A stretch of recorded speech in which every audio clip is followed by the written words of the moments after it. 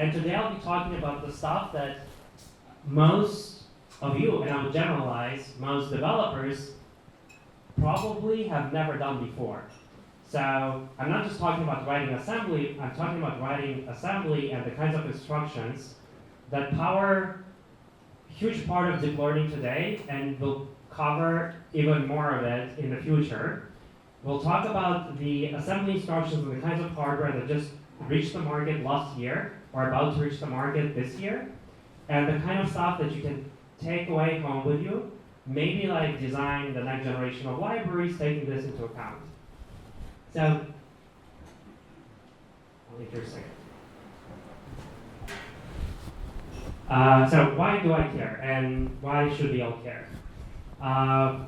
Matrix multiplications are the foundation and the essential part of every deep learning pipeline, and it's been the case for the last 20 years. So practically us being able to scale to bigger models, aside from the concept of unsupervised learning, is largely due to the fact that we can multiply larger and larger matrices. When we do so, the API or the interface that most of us are probably familiar with is the Python interface, namely NumPy. But not everyone in the Python community realizes that Python is actually mostly a wrapper, a convenience layer, on top of BLAS, the basic linear algebra subroutines program or library that is installed on your computer or comes with NumPy, and those libraries are oftentimes maintained by the hardware vendor. So Intel has their own version of BLAS, nvidia has their own version of BLAS for their hardware, and so on. But even if we look at just NumPy, which by many people is considered to be like the most portable like machine learning or numerics library out there, it's not as portable as you may think. So NumPy ships about 54 binaries for different platforms. So if you go to pypy.org, search for NumPy, and look up all the files that are being uploaded for every NumPy release, you'll see that there are only 54 versions of NumPy for different Python releases and different hardware and operating system versions. That's not even as many as like Python supports. So like PyPy supports a lot more platforms, and for some of the libraries that I maintain in this space, we try to support a lot more. So one of the libraries is called SimSim. It was originally started as a collection of numerics kernels for similarity measures in vector search, but we critically realized that there's like a huge problem in the numeric space with mixed precision. That most libraries, including NumPy and many others, are not really designed for scenarios where you deal with float 16 representations, brain float 16 representations, or even small integers, and that's ridiculous. So float 16 and bfloat 16 are the first knobs you turn on in PyTorch to make a model run faster. Those are like the easiest optimization steps. Kind of every hardware today should support it, but most numerics packages do not. Not half precision IEEE standard float 16, not the brain float 16. And then even if we think about int8, which should be the most portable numeric type in computing ever, because we've had 8-bit, 16-bit computers long before we had 32-bit computers, and even 32-bit computers are obsolete now, so we have 64-bit computers for the last 20 years. So 8-bit computers and 8-bit numerics should be easy peasy, right? But no. So when you do mixed precision or like low precision numerics with integers in NumPy, you will overflow on practically every single operation you do. Because it doesn't really know how to upcast the numbers properly, how to perform multiplication in one numeric type, and continue with another operation in even higher level of precision. So one of those libraries that I maintain is called SimSim. We ship 115 binaries just to Python, but we also have interfaces for C, Rust, Swift, JavaScript, and then there are also dozens of other languages for which we don't have first-party support, but there's a community support. And chances are, like some of the pipelines that you use every day use this library under the hood, but I'm not really here to talk about that library specifically. I want to talk about hardware and software tricks that you can learn from those kinds of numeric libraries to design really advanced software. The kind of software that will allow you to process more data than some of the governments process on their huge clusters, but you would do it on your personal computer. So overall, matrix multiplication space is huge. There are sparse matrices and dense matrices. Sparse is super interesting, but too much for this topic, or sorry, for this talk. We cannot fit it in half an hour. distributed to single node. So if you go study theoretical computer science or like systems design and do some PhD in that space, there's a solid chance half of your group will be working on distributed algorithms. And maybe half of that help will be working on distributed matrix multiplications. Superb topic for a PhD thesis, maybe not for a half-an-hour talk as well. But then there are also like algorithms, like interesting fundamental research, not just in AI and basically in algebra, but also like what kind of algorithms we can design, what's the computational complexity of those algorithms. And there's a long discussion of how complex a matrix multiplication actually is. If we have two matrices with size n by n, is it n cubed or is it less than that? Of course it's less than that, but by how big of a margin? Is it 2 to the power 2.76 as the power of n or not? So like, if you've studied this topic, those numbers may tell you something. If no, for another time. And another important note here, we're only studying and checking the matrices that fit into memory. We're not going to work on external memory algorithms. But on the bright side, we're going to talk about precision of different kinds.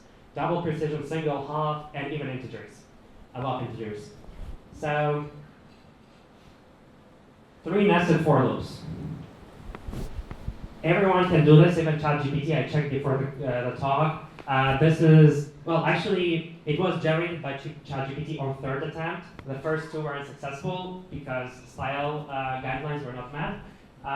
Anyways, I'm pretty sure everyone in the room can replicate this. Sadly, if you are looking for a high-performance computing job, this may not be enough to land a good offer. What it does, it traverses the 2 matrices, one in the row major order, the other one in a column major order, and for every combination of a row and column, it computes the dot product. So, dot product, easy. But then the problem is that when we deal with matrices and not vectors, the very first simple optimization, and we're kind of covering the basics now, this is what's been known for at least 20 years. If you want to make matrix multiplications faster, you want to use caches effectively. So CPUs and GPUs are actually not so different from each other as vendors want us to believe. Both of them have logic and memory. Janusz von Neumann's architecture, or John von Neumann's, depending on which pronunciation you prefer. Memory is not as fast as logic these days, so to make your code faster, you have to reduce global memory accesses, and for that you need to fetch the data into the CPU or GPU caches and reuse them there. The latency difference can be 2 orders of magnitude depending on what kind of hardware you're working on. So it's 100x performance difference between like accessing global memory versus like some local caches. So the very first thing that we did to our 3 nested for loops, we went from 3 to 6 because more is better, right? And what we did there, we kind of split those matrices into smaller tiles.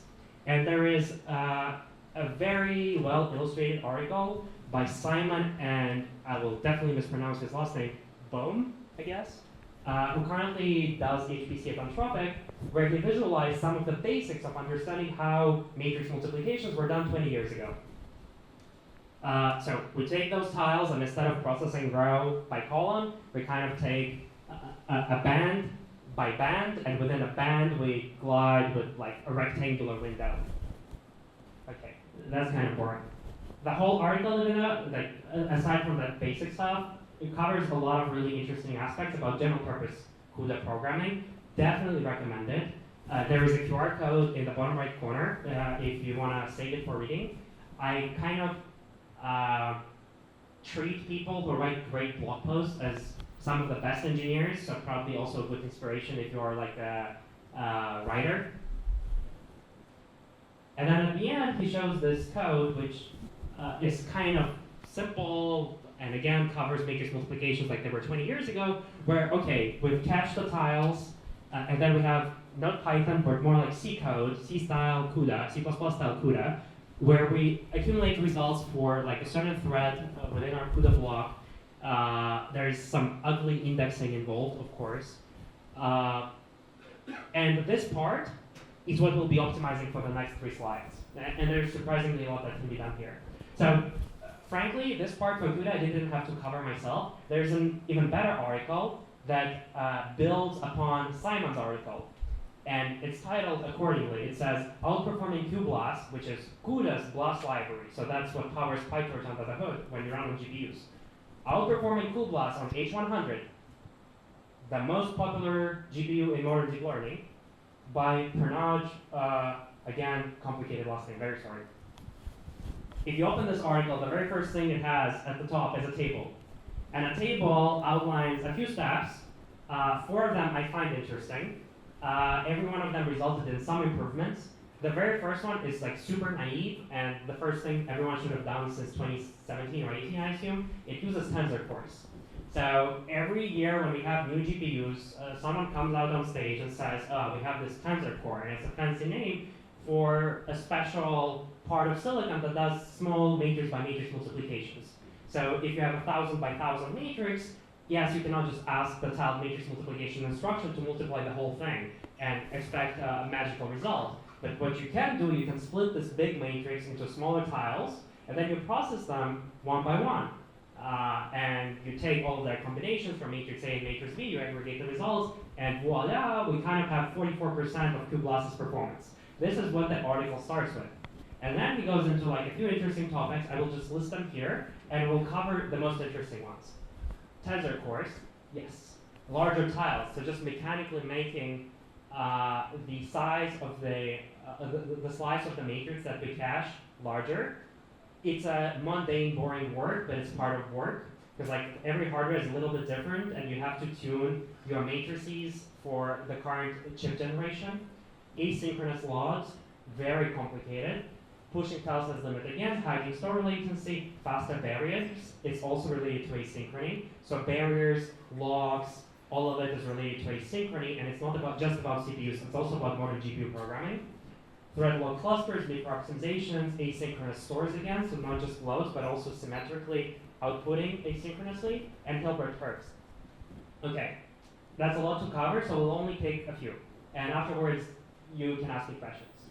So this slide should have been on the top of NVIDIA's website. Every year they present a new GPU. Surprisingly, this information is really hard to find. So before I cover it, these are kinds of PDF spreadsheets that you have to go through to find different incomplete, sometimes almost conflicting pieces of information to understand how fast hardware works with different kinds of GPUs. So let's say if you're using PyTorch and you're wondering to what numeric type you want to cast your buffers to have maximum utilization of your GPU, these are the numbers that you have to keep in mind. So let's say if you're running on a Volta generation GPU, or a Hopper generation, or an Ampere generation, you may prefer one numeric type over the other, or you may not have access to in-hardware implementations for a certain numeric type at all. So surprisingly, normal numeric types like float32 and float64 are often absent on hardware-accelerated matrix multiplication solutions. So for NVIDIA GPUs specifically, for a long time I thought, and I still haven't double-checked, if float64 tensor cores are actually available, because I didn't really have a use case for them. Most of the numerics in machine learning are really low precision. So for that, they're generally float16, a half precision numeric type, standardized by IEEE committee. There's int8, of course, and there is TF32, or the way I call it, WTF32, because it's a very interesting numeric type. It's not same as float32, and it's not even 32 bits. But before we get there, some numbers. For Volta generation GPUs, the first ones that I've used in my own company's cluster, and we love assembling hardware, they didn't really have support for a lot of different numeric types, but you could get float16 to work really fast there. Like, the numbers that they were recommending for this hardware were 120 teraflops. 120 teraflops at the time was easily order of magnitude higher than what you can get from a dual socket system if you utilize all the cores. At least an order of magnitude higher. So for that time, the energy wins were huge if you're shifting to a GPU. Now the situation is a little bit more balanced. The generation that we're mostly familiar with today, and most of the money is going into optimizing for that one, is Hopper. It seems to handle float64s quite well. but most people would still use the TF32 or float 16. Very few companies, even at large scale, properly use int8 for inference. Practically no one uses it for training. Some companies try to use 8-bit floating point numeric types, which are disastrous themselves. So one of the reasons they're disastrous is because there's no one standard. So there's float 16, there's df16, so we already have like at least 2 standards for 16-bit types. For 8-bit floating point types, we don't have 2 types, we have more. We have 2 only within NVIDIA, which are E5M2, which opens up as 5-bit exponent and 2-bit mantissa, or E4M3, 4-bit exponent and 3-bit mantissa.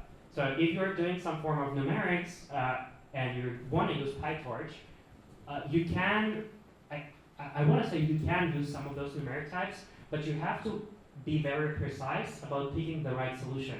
Because in many applications, depending, let's say, on the dimensions of your grid, if you're doing some form of simulation, or on the range of your numbers, if you're doing statistics, numeric types will easily overflow or underflow. They will be completely unusable. And then for Blackwell, I was hoping I would get some Blackwell GPUs before this talk, so I could share the numbers that I got myself on them.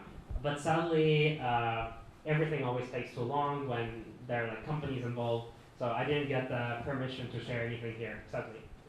The WTF32 standard, whatever, is actually a 19-bit numeric type, 19. Yes, weird.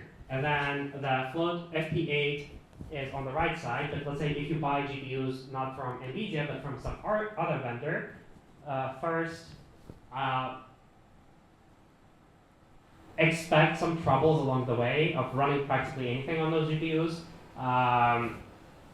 but also expect their numeric type system to be somewhat different. So as far as I remember, GraphCore and AMD had like a competing standard for FP8, but it's been a while since I used their hardware. Okay, so what about the other platforms? Surely it couldn't have been the case that only one company realized how important matrix multiplications are. Surprisingly, a huge part of the tech community still believes that, but hardware vendors have been a bit further along this journey, and they kind of planned ahead. So there are actually matrix multiplication extensions on practically every platform you use, and some of them are much more programmable than the ones on the GPU. And you can get similar level to GPU performance just using a CPU. So for this, the instructions that you use are very different. And sadly, you'll have to navigate through the content of this talk because almost no piece of modern software uses those instructions. AMD CPUs, still up to date, there is no better solution for them than to use AVX512. I love the AVX512 instruction set. It's somewhat weird, but it also has some nice quirks. All of my libraries use AVX512 extensively, and technically you can get AMD CPUs with those. Those are the Zen 4-based CPUs, both desktop and servers. But the problem is that until Zen 5, which is not really properly available yet, the Turing generation of CPUs, the current Genoa emulates AVX512. So it cannot really deal with like 512-bit registers at once. It kind of breaks them down into 156-bit lanes. So it's been like a marketing stunt to a certain extent. It makes developers' life easier to a certain extent because we can develop software for all of the PyTorch community to use. But on the negative side, you cannot really expect the same level of performance than from some other platforms. Then Apple, of course Apple. All of us have Apple devices. I've seen maybe 100 demo projects of running some AI model on a MacBook or locally. People get very excited with this. We also have our own models that like even are available with Swift Package Manager, so you can just pull them into your application every time. Everything runs locally, no third parties involved. Really cool, not documented. Welcome to Apple circa 2025. It's not the same company as it was 15 years ago when it had some of the best documentation I remember in the technology space. Now it's completely unusable in the sense that you have to reverse engineer everything. But for for AMX, there is an amazing blog, or actually like a GitHub page by Peter Cawley, who has reverse engineered all of those instructions So you can actually retrofit them into different libraries like PyTorch. Then I believe the most programmable to date is Intel's AMX, which is available on SubPy Rapids. It's very easy to get. It's like literally $1 an hour or less on AWS. You can get just a single core. You don't even need the whole GPU. And you can just like start testing your software and understand how it will scale. And then some of the weirdest things out there are ARM's SMEs. So Apple confused everyone. Their instructions are not documented. Amazing. Aside from this, they have the same naming as Intel. And technically, I believe Intel was announced before Apple, even though it was released later. And then to make things worse, Apple has not one, not two, but at least three ways to perform fast matrix multiplications on CPU. So that's excluding the GPU side. So on Apple CPUs, on M chips, except for the GPU part of the M chip, there's a specialized AMX instruction, there is ARM Neon, and there now is scalable matrix extension, which is proposed by ARM and adopted by Apple, who licenses ARM cores for their devices. The problem there is that practically the only device until very recently was the M4 iPad, and it's very hard for me to develop software for iPad. Like, you cannot really run server-side benchmarks on an iPad. Very inconvenient. AMD also has some matrix cores on their hardware, but long story there. Intel, very programmable, amazing, but I keep ranting about them. So I actually honestly started buying their stock recently, and it's not a financial advice, if we're in disclaimer. I find the company really undervalued in many ways, but their marketing is just like horrifying. They are very programmable, the CPUs themselves, but their marketing materials every year just get more and more confusing. So I posted on LinkedIn and Twitter recently like how they compare all the wrong generations to each other, and my life would have been much easier advising using their technology if they haven't done that. So like every number had to be scrutinized and double checked. So I wrote a different project. So the last weeks of the previous year and the first weeks of this year, I devoted to writing what I now call the world's most overkill Hello World application.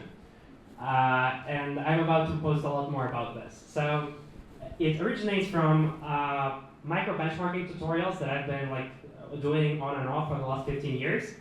And they mostly focus on GCC, GNU C compiler, and but they also work for LLVM. So it's kind of the tricks that I outlined in this repository, they apply to literally all of systems engineering. So like, if you want to one day contribute to PyTorch and actually do a better job at this than most PyTorch contributors and maintainers, you may want to check this repository, and then you'll be able to come into the PyTorch repository and find so many interesting optimization opportunities, you'd be shocked. So I wrote this library, and I thought, okay, why just make it about C++? So I translated it into Python and Rust, showcasing different aspects of efficient programming in Python and Rust and some quirky things. But the C++ repository, I also extended with assembly. And assembly is amazing, especially for micro benchmarking. Because when you write high-level code, the compiler does all kinds of smart things to kind of eliminate the code that he thinks is useless. But all we want to do in this kind of benchmark is kind of useless. So I want to first measure the theoretical throughput of the hardware that I'm using. So I'll be just introducing random instructions of like multiplying zeroed out or random bits of information that are already on the CPU. I will not be loading real matrices into memory. I will not be initializing them with some random numbers, just multiplying junk and seeing like how fast this can go. So on the left is a snippet in AVX512. And I've never studied computer science, but I guess this is what they teach in schools. So we take the 32 registers, actually I'm lying, 29, no, lied again, 30. You are an easy crowd to fool, guys. I mean, like, you see me fooling around like this, you must have caught this. So the last register I'm using is number 29, but the first one is, of course, 0. It's 0-based indexing. So there are 32 registers of this size on most CPUs. And what I'm doing, I'm just like using this instruction, which is a vectorized fused multiply add instruction for 3 operands in double precision, let's say, or single precision. And I'm doing this many, many times. And at the end, what I'm returning is like how many operations I've performed. So every time I multiply and add, I'm counting how many operations were performed, additions and multiplications of different scalar values. And on this side, on the left, is 160 operations. Just 10 lines of assembly, 160 arithmetic operations. That's a very good level of CPU utilization, if you ask me. But then we can do actually better than that. So AMX, the new instructions that Intel introduced on the right, we don't have 32 registers. So we cannot really, it doesn't really make sense to put this many lines of text. But the 8 registers that we have, I reuse the information in them to kind of multiply some data. And every time we complete those 4 rows, we have completed 64,512 scalar operations, if my math is not wrong. And chances are it is, but it seems like it's not in conflict with Intel's materials. So it seems like we get at least 2 confirmations. Feel free to double check this and report if something's wrong. The bright side is that instead of 64 bytes per register, we are processing 1 kilobyte of data per register. And this is a common theme. So what I think we will see in the next couple of years is that specialized registers on the CPU will keep getting bigger, and I've been telling this for years, and so far it's been the case, and the space between CPUs and GPUs will start converging. So don't really run buying new chips for your AI models before you really understand what they're doing. So this is, if you take one thing from this presentation, take this. This is the most rare thing, the most rare slide I've ever presented at any meetup or conference. And I've done a lot of those. So those are the real world benchmarks I've done on several 192 core machines across different vendors and different generations, across different numeric types, many times, and double tested them. So it taught me a few really fun things. First, you actually, this is a cool tangent. So if at some point you're multiplying matrices even in PyTorch and you realize it's not happening fast enough, chances are you've made the same mistake as I did when I was preparing those numbers. So you see this 0.6 on the left? It's intentionally gray so that I could hide it, but then I decided I want to be honest today. So there's a 30x performance difference between the gray number and the black number. And I didn't understand what was happening. So for floating point numbers, especially larger ones, there are chances of you randomly getting denormalized values. So denormalized values is a category of like a floating point bit level representations that has a very abnormal behavior. And when your CPU sees them, unless it's pre-configured in a certain way, its throughput will decelerate by a factor of 30. This means that when you're processing large matrices of data, you better make sure you don't have numbers that are very, very small. So like for different numeric types, that number is different. I guess for float 32, it may be like 10 to the power minus 40 or something like that. But if you don't filter out those values, one of your pipelines may randomly become 30x slower, and it will take you some time to realize that one value in a matrix deformed your entire performance chart. Another thing that is absolutely epic is what our AMX snippet from the previous slide resulted in. So on AMD and Intel, we can kind of get 10, 30 teraflops, not too bad, but still far from NVIDIA. Intel AMX, those new instructions, the 4 of those that I put on the last slide, allowed us to get to 300 tera operations per second on the CPU. That's a ridiculously high number. And then we get 683 tera operations per second for int8 representations. Assuming that you don't have to pay the latency of going from the CPU to GPU, for many kinds of problems, this is a game changer. So definitely study your libraries. One fun thing, actually, like this was a surprise to me as well. Generally, Graviton CPUs on AWS perform really well in many workloads, and they're very cost efficient. But in numerics, in all of those benchmarks, we can see them underperforming compared to similar core count CPUs from Intel and AMD by a factor of 2. That's a big margin. So like if they're 20%, 10% more cost, like cheaper, if they're 2x slower in numerics, maybe not a great bargain. So this brings me to like a really fun micro project number 2, which covers another topic from the second article about kublas, latency hiding. And I just posted about this yesterday, so I'm getting the newest material. I wrote an article titled Hiding x86 port latency for 500 gigabyte per second per core reductions. So your CPUs, if they don't have to talk to memory, can do amazing things, including processing 500 gigabytes per second on a single core, not on the whole machine. The way we get there is through a lot of arrows. Arrow number 1. Many HPC developers think that scaling is about putting more nodes. So like, our model training is too slow, let's go from 1 instance or 1 node, 1 TGX, to 10, to 20, to 100. I think this is interesting in a way, but it produces too much complexity for my taste. Then there is scaling within a single node. Let's just put more CPUs in the same instance. And a wild thing that most people don't realize, you can actually easily have more than 2 CPUs in a single node. Those systems are not very popular, but they're possible. So with some Intel CPUs, you can do like up to 8 CPUs per instance.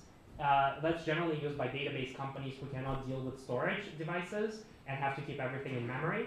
So if you're a paying customer of SAP HANA, first of all, I'm really sorry about you. And second of all, you may need those instances with like 40 terabytes of RAM.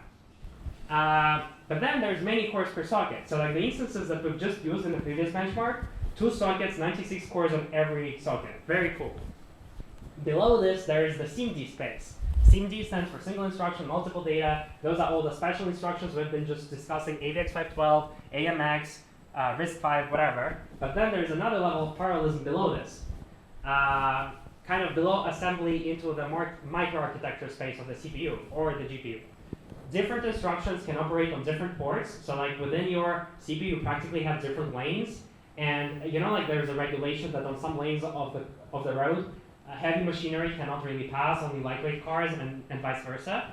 So there's a similar machinery on the CPU side, and you can use this machinery to perform operations in a really weird parallel way. So with SIMD instructions, let's say I can process 16 or let's say 32 floating point numbers in a single instruction. That's very cool. But what I can do as well is hide the latency of this operation by executing another operation in parallel on a different lane. It's still the same core. I may even be able to use the same instruction, but if I know that the CPU has more ports or lanes in our metaphor, then I can put some more data to be executed, like processed in a different lane. So I found this cool trick that was super generic, practically 2 days ago. On AMD, actually, let's put it this way. On Intel, if you want to add 2 numbers, it happens on the port number 0 and port number 5. Remember that. For AMD, on Zen 4, the Genoa CPUs, it happens on ports number 2 and 3. Okay, so if I'm reducing and accumulating a large array of numbers, then if I write 2 instructions at the same time, like I want to accumulate odd values into this accumulator and even values into that accumulator, or let's say 2 variables, like in Python. So like accumulator number 1 and accumulator number 2. If I'm lucky, I'll be able to use the port number 0 and port number 1 number 5 here, 2 or 3 there. What's cool is that addition is a super generic operation that happens everywhere. For example, in a different instruction called fuse multiply add. So it's practically the first high-performance computing instruction that was introduced for scientific computing, which kind of takes one number, multiplies by another, and adds the third one. So it involves multiplication, supposed to be expensive, right? But yeah, it is expensive, but it executes on different ports. So in this case, with Intel, both fuse multiply add and simple addition execute on the same ports. We cannot have any parallelism between them. On AMD, they happen on different ports. So this is one really weird way how knowing your hardware to the last bit can help you double performance compared to the best libraries out there. So let's say in this specific case, I went from already fast code that I wrote 3 years ago for a lecture that was operating at 300 gigabytes per second to 500 gigabytes per second. But then there's like a different tangent. So we talked about specialized instructions for matrix multiplications, AMX, tensor cores on GPUs. That's one thing. Another thing is how we hide latency of one instruction executing something else in parallel. But the last thing that we'll cover today is specialized instructions for calculating tensor offsets. So let's say in NumPy we have all those convenient slicing operators that allow us to take part of one tensor and let's say aggregate it or compare with another slice of another tensor. Superb thing. But what they don't tell you is like how expensive sometimes those offset calculations are. So if you're optimizing to a point where you're computing 500 gigabytes per second, or you're buying $1 million servers like DGXs, then one of the cool things that has been introduced more recently is specialized functionality to calculate the offsets within specific tensors. And they operate asynchronously. They are a nightmare to program, just like any asynchronous code. But imagine that your asynchronous code operates at a sub-nanosecond latency. So like a single CPU cycle is 0.3 nanoseconds. GPUs are similar. Debugging this kind of asynchrony is kind of a mess, but there is a functionality for that. And that's just to say that CPUs and GPUs are extremely similar. So the conclusions that we can make today is, well, first, maximize your cache hits. That's a very generic thing for all kinds of machine learning, numerics, high performance, or even not so high performance computing. Even if you're dealing with Python, what you may be able to do is just like take a slice of a matrix and operate on it separately. Just like copy a part of a matrix into a smaller tile and just multiply that smaller matrix into like by other smaller parts. So like whatever region of memory you're working with, just like make it local, make it cached. Your CPU will thank you. Another thing is that for regular layouts, like tiled information or like non-sparse tensors or matrices, there's a lot of machinery already baked in both CPUs and GPUs that you can utilize. And even the BLAST libraries don't do this, so you have the opportunity to be among the first to adopt it for an interesting use case. A very interesting generic observation is how interleaving independent operations is important. We kind of observe this by doing asynchronous high-level work as well. Like if you need to read from disk, call a web server, or do something similar, you can dispatch those calls separately from each other and just wait for all of them to execute at the same time. Same happens in low-level engineering, these days at least.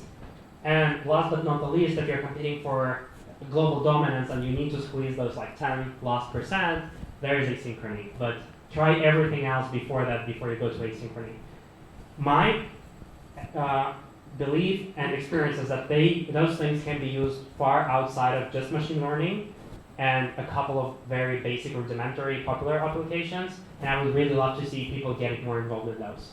With this, I'll end by saying that I maintain a bunch of low-level libraries with high-level abstractions. So if you need to process a lot of data or just a little data but really efficiently, feel free to use them or report any problems.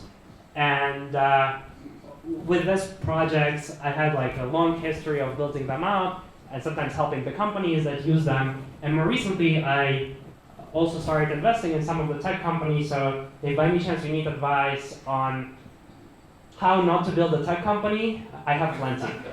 Thank you.